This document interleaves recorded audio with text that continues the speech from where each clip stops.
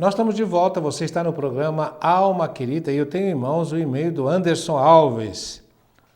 No e-mail fala professor Anderson Alves, de Palma de Mallorca, na Espanha. E o Anderson diz assim, boa noite, aqui bom dia. Bom dia já, lá na Espanha, quando é noite aqui é dia lá. Mas, meu muito obrigado pelas vibrações, pelas mensagens de paz, luz e harmonia. Obrigado, Anderson Alves. Anderson, obrigado a você pela sintonia. O Anderson mandou um outro e-mail, no qual ele falava de problemas, demos as orientações e pedimos vibrações para ele. E ele está aqui dando um feedback. Tá? Ainda falamos agora, porque é tão bom quando a gente recebe o feedback de algo que a gente fez e que alguém diz lá assim, olha, valeu, que bom. Obrigado a você, Anderson, valeu mesmo. Agora tem o e-mail da Verônica, ela diz assim, eu gostaria de saber sobre psiquiatria na espiritualidade. E cometeu um erro de digitação. Ao invés de espiritualidade, ela escreveu espiritualidada. Então, quando eu li isso aqui, comecei a rir, meu querido. Porque eu comecei a pensar assim, psiquiatria na espiritualidade é espiritual dada. Não é tão cara quanto aqui na matéria. Eu vou dizer uma coisa para você, uma das coisas mais bonitas que está acontecendo, não na espiritualidade, mas aqui no plano material agora, é a incidência, a inserção, a invasão das questões espirituais na medicina.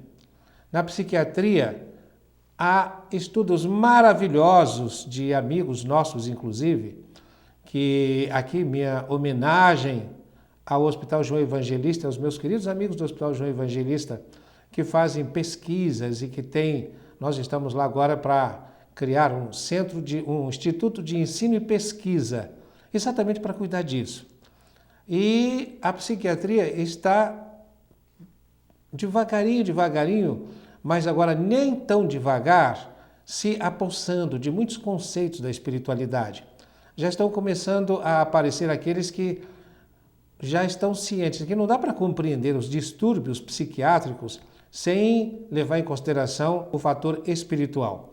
Agora, como é que é feito isso na espiritualidade? Sei lá, saber sobre psiquiatria na espiritualidade. É claro que aqueles que são psiquiatras aqui passam para a espiritualidade, se são médicos lá, eles continuam com o conhecimento que têm. Só que vão ter um conhecimento muito maior, porque vão ficar sabendo da incidência do fator espiritual nos distúrbios psiquiátricos aqui no plano material. Há um livro muito bom que é psicografado pelo Divaldo Franco e que é do Hermínio Miranda, Distúrbios Psiquiátricos e Obsessivos, e que fala dessa questão da psiquiatria na espiritualidade. Há muitos outros também psicografados pelo Divaldo, são da Joana de Ângeles, e que fala sempre do fator obsessivo na psiquiatria e na gênese de muitos problemas psiquiátricos. O meu querido amigo Sidney Carvalho, ele fez uma espécie de apanhado de todos os tópicos dos livros do Manuel Filomeno de Miranda que falam de obsessão. E fez uma apostila. Ela está sendo editada e parece que agora já há uma autorização para ser publicada. E vocês esperem que vai ser um recurso muito bom para todos os médios e todos aqueles que se interessam por isso. E lá há muitos verbetes que tratam exatamente disto, de como é que na espiritualidade se vive o problema que aqui é dado como um problema psiquiátrico, como é que lá isso continua e como é que tem uma nova abordagem. Como é que os espíritos cuidam disto? E como é que os espíritos também cuidam daqueles que são processos psiquiátricos aqui no plano material? Como é que um processo pode ser tratado por um médico psiquiatra que não entenda nada de espiritualidade e o que acontece quando é tratado por outro que entende desse fator espiritual. E o mais interessante é que ainda hoje um médico amigo nosso nos dizia que a definição de saúde, segundo a Organização Mundial de Saúde, era até pouco tempo a saúde física, emocional e mental. Agora já acrescentaram física, emocional, mental e espiritual. Então, a espiritualidade está entrando cada vez mais. Por quê? Nós estamos vivendo um momento novo. Nós estamos na nova era. Um momento de globalização, de unidade. E eu ainda brinco que os médicos estão devagarinho voltando ao início da carreira, ao início da medicina, porque a medicina, nos primórdios, era exercida por sacerdotes, por alguém que conhecia muito bem o fator espiritual na vida dos seres humanos. Então, minha querida, você quer saber sobre psiquiatria na espiritualidade? Há muito que se falar e há muito que se aprender. Obrigado pela sua sintonia e pelo seu e-mail, pela sua comunicação. Esse e-mail agora vem de Contagem. Vamos ler primeiro para saber se podemos falar o nome da missivista. Ela diz assim: bom dia, Espírito Santo, doutor Adão, me ajude a esclarecer o porquê desta história complicada. Meu companheiro de jornada, o fulano de tal, desde criança é perturbado espiritualmente. Ele vê vultos, sente presenças e outras coisas mais. Nós começamos a frequentar os centros espíritas kardecistas e Umbanda desde 1998. E pelo que aprendi, ele tem uma mediunidade e também é muito perturbado. Foi um militar por 10 anos e depois que saiu da polícia, enlouqueceu. Começou a praticar roubos e, o que é pior, acabou tirando a vida de uma outra pessoa. Não falo o nome deste, né? Eu não falei nem o nome dela, nem o nome do marido. E agora aqui está o nome da pessoa que morreu, né? O que piorou mais ainda a sua situação, pois ele está preso e aumentou mais ainda a perturbação espiritual. Fico muito triste, pois ele, apesar de tudo, é uma pessoa muito amiga de todos e humilde, sempre ajudou o próximo e um excelente marido e pai. Ele fala que não teve intenção de tirar a vida desta pessoa, mas que apesar de ter cometido um delito, agiu em legítima defesa, o que não exclui sua culpa. Está muito arrependido e pede perdão a Deus e ao Espírito, sempre. Doutor Adão, o porquê de tudo isso? Sei que isso não foi programado em outra encarnação, pois Deus não iria apoiar esta atitude. Me esclareça, por favor. Estamos juntos há 23 anos e nos amamos muito, e não tenho intenção de abandoná-lo. Queria ajudá-lo, mas não sei como. Um abraço, amigo, e obrigado. Minha querida, Deus não o condena, Deus não o culpa, Deus ama. Nós também não estamos aqui para condenar ninguém. Certa feita nós atendemos em psicoterapia um cidadão que tinha feito a mesma coisa que o seu marido, tinha tirado a vida de alguém. E nós perguntamos a ele o que ele estava fazendo em relação a isso. Ele estava muito arrasado, a culpa o perturbava demais e atravancava o próprio desenvolvimento. Resultado, ele, depois de algum tempo, era uma pessoa que estava envolvida em muitos trabalhos sociais e o que é mais importante, a coisa mais bonita é que nós sentimos o espírito que tinha perdido a vida pelas mãos dele estava no plano espiritual e o ajudava.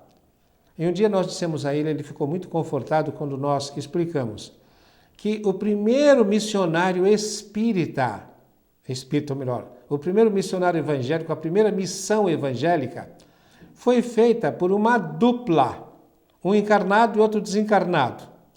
Era um perseguidor e o perseguido. Era a vítima e o executor. Era Paulo e Estevão. Paulo de Tarso. Eu aconselharia você a ler o livro Paulo e Estevão e pedir para que o seu marido também lesse, para ele verificar como é que Paulo, que foi o autor da morte de Estevão, que incentivou o apedrejamento de Estevão, depois as roupas foram tiradas aos pés dele. Depois Paulo cai do cavalo às portas de Damasco, e quando ele começa a tarefa dele, ele tem um mentor espiritual, alguém que o acompanha da espiritualidade. Esse alguém é exatamente Estevão. Então, muitas vezes nós cometemos atos aqui no plano material que são extremamente condenáveis, mas o próprio Cristo disse, é necessário que venha o escândalo, mas ai de quem o praticar. É claro que o Paulo, ainda que ele pedisse perdão a Estevão, e Estevão disse, para mim está perdoado, porque muitas vezes acontece o seguinte, nós estamos com uma culpa tremenda, e como disse Jesus, né? Se você vai fazer a sua oferta no altar e se lembra de que alguém tem alguma coisa contra ti, isso é culpa.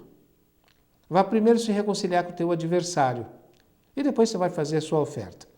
A oferta no altar é uma prece, é uma promessa, é um pedido, qualquer coisa. É a relação com o espiritual. Então, se você tem culpa, é como se você pedisse, onde você pede ajuda para o Cristo. E o Cristo vem lá, como nós gostamos de falar, ele vem dirigindo um truque, um caminhão trucado, puxando uma caçamba imensa, cheia de bênçãos e de graças, daquelas basculantes. Ele chega em cima de você e bascula.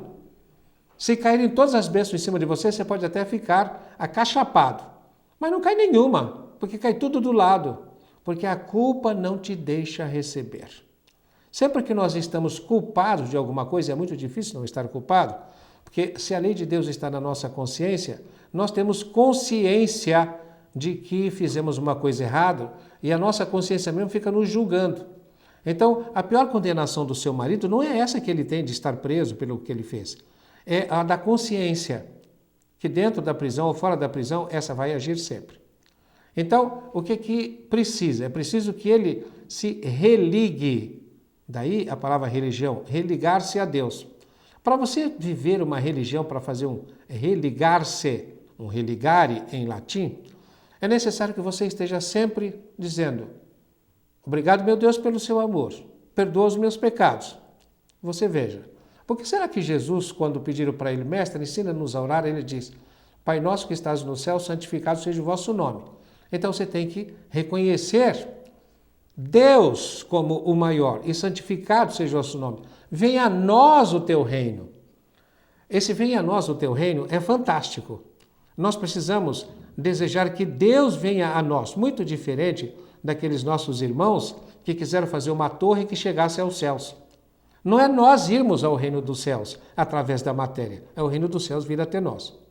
Então, é a Torre de Babel, que foi destruída por quê? Porque é querer ganhar os céus através da matéria. Então, aí você diz: Pai nosso que está no céu, santificado seja o vosso nome. Venha a nós o teu reino. E aí vem a submissão. Seja feita a tua vontade no universo inteiro, tanto aqui na terra quanto nos céus. Depois Deus nos sustenta. Né? O pão nosso de cada dia dá-nos hoje. E aí vem a coisa importante, minha querida. Perdoa as nossas dívidas, a nossa culpa.